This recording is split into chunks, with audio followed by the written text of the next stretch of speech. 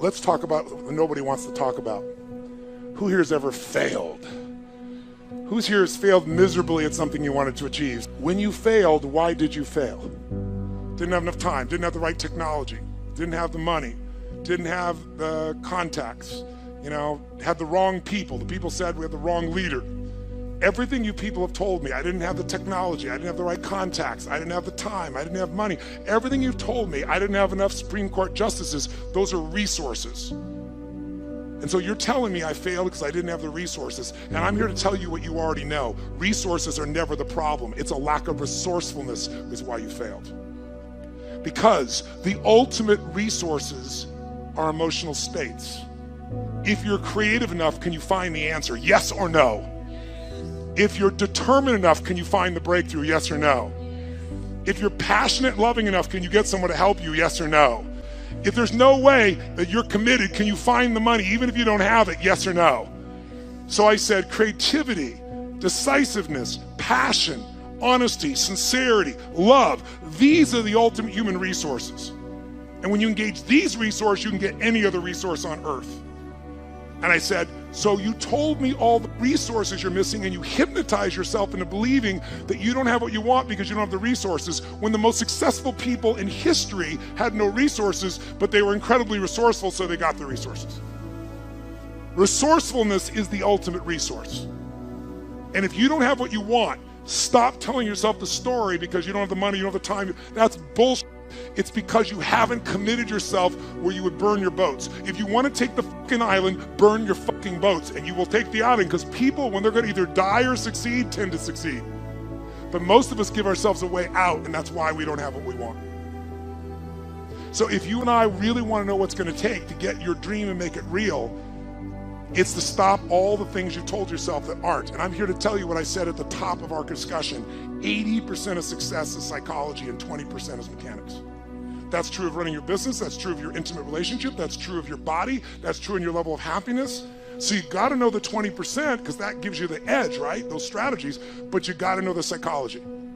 If you're in business right now, there's a few things. The chokehold on the growth of your business is you. It is not your people, it is the leader of this organization. The leader is the chokehold, and the chokehold comes in one of two forms. Your psychology, you think you've tried everything. You've tried everything but what fucking works. Or it's a skill that you're missing. Like you really are incredible at writing code, but you don't know shit about accounting and finance, and it's eating your business alive. Because I gotta tell you, 96% of all businesses in a 10-year period of time go under. Only 4% make it. By the way, make it doesn't mean that you succeed and have any money. It just means you're still standing. 4%. And by the way, after 10 years, you're set, right? There's no more challenges. If you got in a business and you're in it right now, I love you, I respect you as a brother or sister, and I know you're a crazy son of a bitch just like me. You have to be. Who gets in a sport where the longer you play, the more likely you die? You're a gladiator if you're in business. A gladiator goes out there and they know every time I go out, I can die, and the longer I stay in the game, the more likely I die, but every day they go out to win. That takes an incredible psychology. But in that psychology, we bump onto limits, and that's what you gotta shift. And if your psychology is solid, then you gotta say, where are the skills I'm missing? Because that's equally important.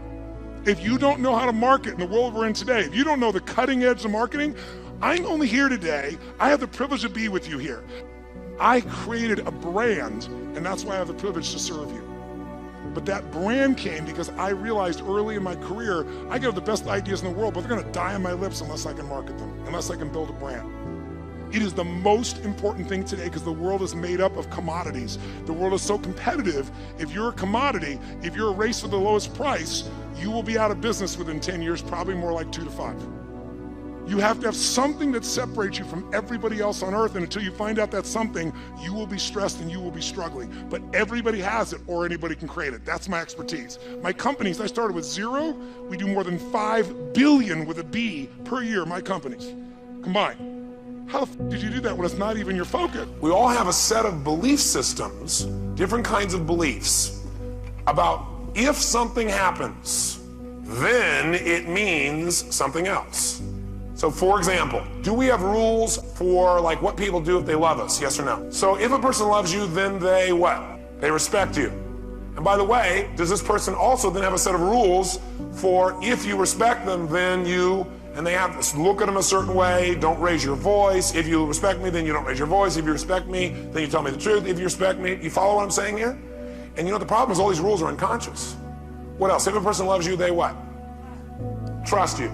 Good. If a person loves you, then they communicate. If a person loves you, then they compromise. Now some people's rules are, never in life do you compromise. To compromise is to give up your integrity. Some people's idea of integrity is if you compromise, then you have no integrity. A lot of us have rules that are absolutely totally unfair to us. For example, my favorite program that I do is all on this destiny technology I developed, where I ask the question constantly, what makes people do what they do? And I started asking that question more intensely after a guy embezzled $250,000 from me and had me $758,000 in debt. So I came up with all these incredible distinctions, and I refined them in the last 3 or 4 years by doing a research project. My research project is called Date with Destiny. What it is the most powerful program I do. I take only 100 people at a time. I've been doing this now for about 2.5 years. And before they even get there, I get about 18 pages from them on every emotion they ever feel, what triggers it for them, what they believe is most important in life, what they think their experiences of life were, and I analyze every single thing about this person I can. And we bring them in here and we find out what their core beliefs and values and rules are. Because that determines how you interpret your whole life, how you feel and what you do. And we change that and change their whole life. So for example, if your highest value in life was security, you're gonna make decisions differently than if your number one value is adventure, right? Well, if you had somebody whose highest value is security, the last one was adventure, one day you swap them. You think it might change their personality a little bit? Changes everything, everything. Now we don't do it haphazardly, we find out what they want in their life, and then we make sure their values are consistent with what they want, because most people are being pulled in 2 different directions. Right? They want to like be successful and they don't want to ever be rejected. Guess again. And most people are trying to meet 2 masters that can't be met, so they get pulled apart and they sabotage a lot of stuff. But the biggest challenge for people, I think, is their rules. Most people in life have wired their brain where it's really, really hard to feel good. Every upset you've ever had or you ever will have with another human being is a rules upset. You are not upset with a human being, you're upset with their rules. Because you have a different set of rules. So every upset you've ever had with another human being has been a rules upset. And whether we get pain or whether we get pleasure in any moment is not based on what happens, but our giving ourselves that pain or pleasure based upon our rules. People don't have enough rules in their life for themselves. So for instance, I get out of bed in 10 minutes or less, doesn't matter. And I don't want to, that's why I have the rule. Because I went through, calloused your mind. Literally, I went through a period where I would lay in bed for 3 to 4 hours, awash in shame at my inability to get out of bed. And it just embarrassed me. And so I felt badly about myself. So I wanted to make a change. So I knew that I needed a bright line. So bright line, 10 minutes or less, you get out of bed. As soon as you realize you're awake, that's it. So, and the rule is more specific. It's like I have to have had at least 5 hours of sleep.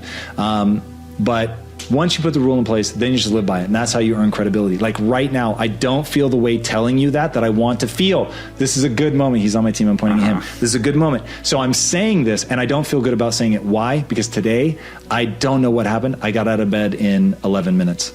And I was so You literally pissed. Time it? Oh yeah. I mean, from waking up to actually physically getting out of the bed? Correct. My feet must be on the floor and I must be standing up before it ticks over into the 11th minute. And today, I don't know what happened. I was aware of the time. I knew I needed to get up. And for whatever reason, one of the minutes just went faster than I thought. When I looked back, I was like, damn it. And so I'm surprised you even made it here today then. Right? Yeah. So now this comes into like knowing how to handle something like that. Like if you totally fall apart because you don't live up to one of your rules, you're violating another one of my rules, which is don't do anything that doesn't move you towards your goals. So it's like, yes, it is a part of my identity to confess this. So because I'm talking about it, I want to say it now to an audience. It's the only thing that will allow me to reset and be able to feel good about it again, because I don't lie. When I miss it, I own it.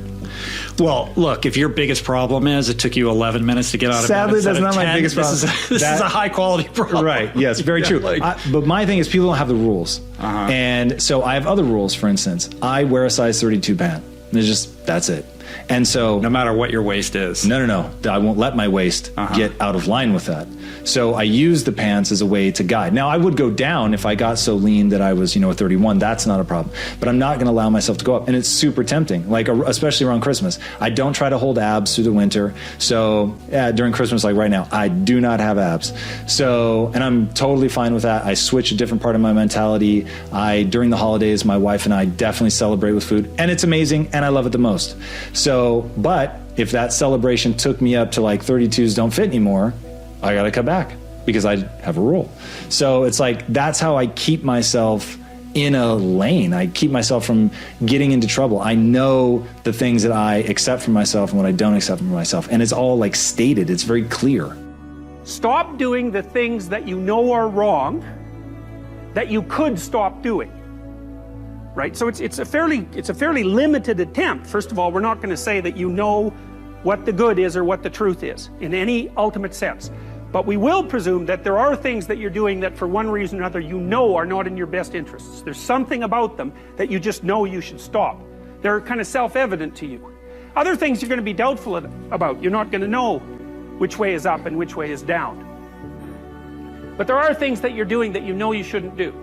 Now, some of those you won't stop doing for whatever reason. You don't have the discipline, or maybe there's a secondary payoff, or you don't believe it's necessary, or it's too much of a sacrifice, or you're angry or resentful or afraid. Who knows? So forget about those for now. But there's another subset that you could stop doing. It might be a little thing. Well, that's fine. Stop doing it and see what happens. And what'll happen is your vision will clear a little bit. And then something else will pop up in your field of apprehension that you will also know you should stop doing, and that you could stop doing, because you strengthened yourself a bit by stopping doing the particular stupid thing that you were doing before. That just puts you together a little bit more. And you could do that repeatedly for an indefinite period of time. And that doesn't necessarily mean that you're going to ever be able to formulate a clear and final picture of what constitutes the truth and the good. But it does mean that you'll be able to continually move away from what's untruth and what's bad. And that's not a bad start. This is a very crucial concept for me and for virtually all of us. It's this idea of taking your life in your own hands and being the kind of person that you choose to be, and understanding that everything that comes your way is an opportunity, is a blessing.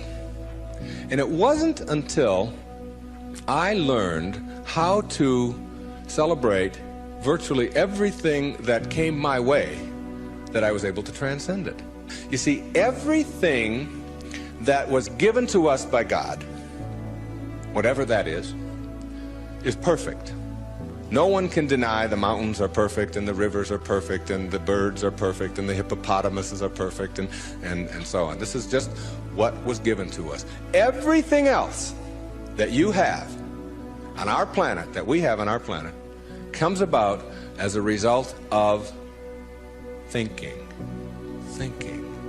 Thought makes it so. All right? This microphone comes about as a result of thinking.